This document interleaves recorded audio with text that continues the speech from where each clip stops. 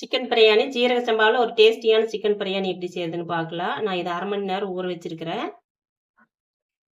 இது நான் பழைய அரிசிங்கிறதுனால 1/2 மணி நேரம் ஊற வச்சிருக்கிறேன். புது அரிசியாக இருந்தால் ஒரு 1/4 மணி நேரம் ஊறினாலே போதும்.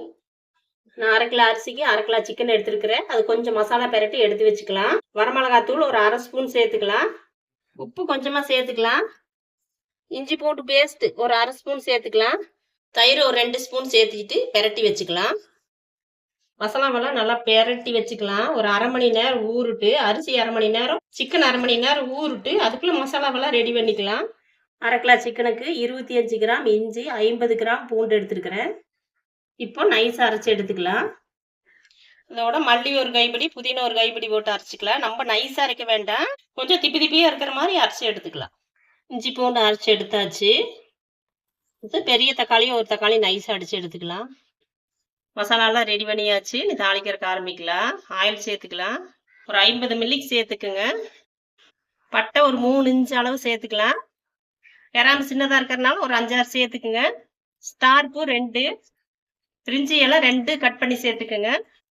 கல்பாசி கொஞ்சம் சேர்த்துக்கலாம். நல்லா செவந்து வந்துருச்சு. இதோட இஞ்சி பூண்டு பேஸ்ட் சேர்த்துக்கலாம். அடி பிடிக்காம இருக்கிறக்கா கொஞ்சமா கல்லுப்பு சேர்த்துக்கலாம். இப்போ 3 பச்சை மிளகாய் சேர்த்துருக்கிறேன். ஒரு பெரிய வெங்காயம் கட் பண்ணி வச்சிருக்கிறேன், அதோட சேர்த்துக்கலாம். நல்லா சுருண்டு வணங்கி வந்துருச்சு. அரைச்சி வச்ச தக்காளி அதோட சேர்த்துக்கலாம்.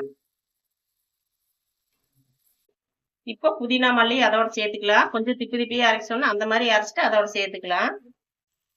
நல்லா சுருண்டு வணங்கி வந்துருச்சு. பட்டை கிராம்பு தூள் ஒரு டீஸ்பூன் 1 ஸ்பூன் சேர்த்துக்கலாம்.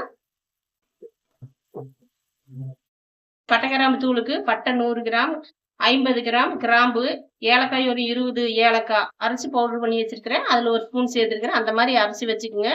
எல்லா பிரியாணிக்கு ஈஸியாக செஞ்சுக்கலாம்.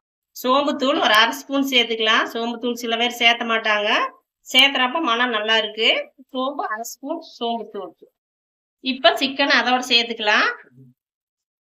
நல்லா பெரட்டி விட்டுக்கலாம்.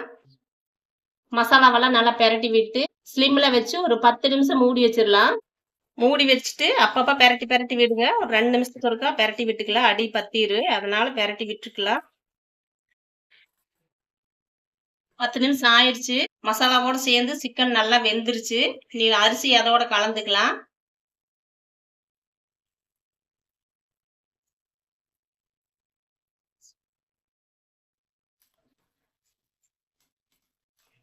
மசாலாவோடு சேர்ந்து இந்த அரிசி போட்டு ஒரு பெரட்டு பெரட்டிக்கிட்டு அப்புறமா தண்ணி ஊற்றிக்கலாம்.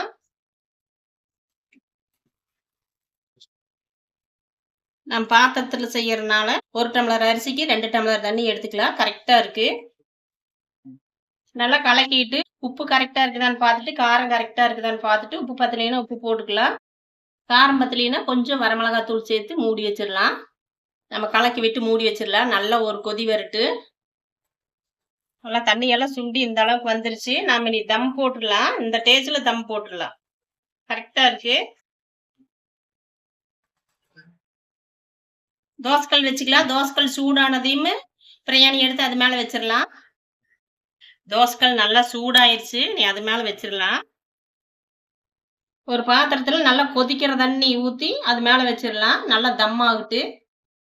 ஒரு 10 நிமிஷம் இப்படியே இருக்கட்டு. தம் போட்ட பிற்பாடு கொஞ்சம் மீடியமா வச்சுக்கோங்க. தீய ரொம்ப வேகமா வேண்டாம். சூப்பரா வந்துருச்சு. சீரக சம்பா சிக்கன் தம் பிரியாணி ரெடி. அளவுகள் கரெக்டான அளவு. இந்த அளவுல செஞ்சீங்கன்னா ரொம்ப டேஸ்டா இருக்கு. ட்ரை பண்ணி பாருங்க. ட்ரை பண்ணி பார்த்துட்டு எப்படி இருக்குன்னு கமெண்ட்ல சொல்லுங்க.